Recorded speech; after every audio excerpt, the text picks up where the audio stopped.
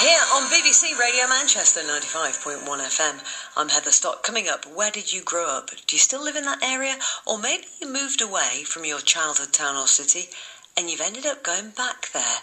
In a moment, I'm going to introduce you to a woman who wants to hear your stories. Here on BBC Radio Manchester. BBC Radio Manchester. 2020 traffic. Well, if you're using the M66, one lane shut because of a broken down car at Junction 4 for Simister Island. And don't forget, if you're in Lymm, Heatley, Mill Lane, still closed because of a building fire between Bent Lane and Westgate Lane. Elsewhere then, still looking heavy in Mottram. Mottram Mall, the A57 slow moving towards the M67 between the Market Street Junction and Bank Lane. And if there's an update you have for me, give me a call. The number you need, 01619293649.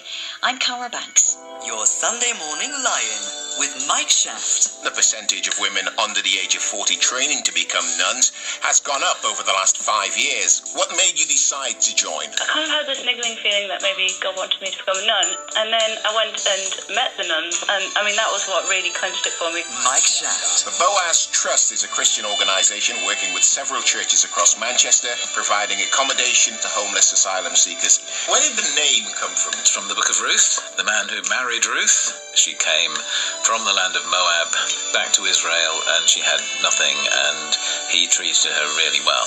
Mike Shaft. Whatever. Sunday morning from 6. At BBC Radio Manchester. Now, I asked you a moment ago where you grew up. Do you still live there in the same area? Maybe you moved away from your childhood home and you've come back there in later life. You've returned back. Can you still feel you belong to a place when you return years later? Well, one woman who's trying to find out is Tanya Mahmood.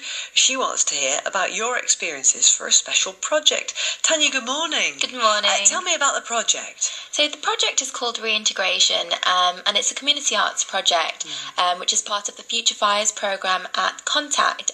For those of you who don't know what Contact is, it's a great arts venue in Manchester. I recommend you check it out if you haven't done already. And the project is just looking at collecting people's stories around their travels, reintegration back into Manchester if they've at some point left and returned back. Right. So what are you expecting to hear stories of people who came back for specific reasons? What are you expecting? Do you have any expectations? Well, that's the point. To be honest, there's no expectations. I've put those down and I just want to hear everybody's stories. The key thing is that no story is too small, no story is too big. I'm just really interested in what people have to say. Having been in a similar situation myself, I left Manchester when I was 5, travelled around the world with my family till the age of 16, returned back to the UK and only came back to Manchester a year ago, so it resonates with me quite strongly. Right, okay. And what do you think of Manchester? I think it's a stunning place. I absolutely love it. Do you remember much of it before you left or not? You were very young. I do actually, yes. And that's what interests me, because I've got probably more memories from the age of 4 and 5 than I do 6 and 7. And yeah, I remember it like it was home. Right, and does it feel home now you're back? It does. It did take a while for me, I have to admit. I grew up in Ashton-under-Lyne, and I now am based in Stockport, Cheadle Hulme to be specific. So, yeah, it's very different. I've come back and I've lived in a very different area in Manchester. But yeah, no, it feels like home. That's good to hear, very good to hear. So, what sort of person is it that you want to speak to? Is it a specific age range, or do they just have to have left Manchester and come back? It's an intergenerational project. I'm looking for people of all ages, young, old, whatever you want to call it. As I said, the only criteria is that they've at some point left and returned, and just to share their experiences, share their memories, and to look at the nature of storytelling. They'll be engaged in sort of a filmed discussion with myself about their experiences, really informal. Then they'll be invited back to a workshop, and then hopefully that will be turned into an exhibition or a performance of some sort, but it depends entirely on the content.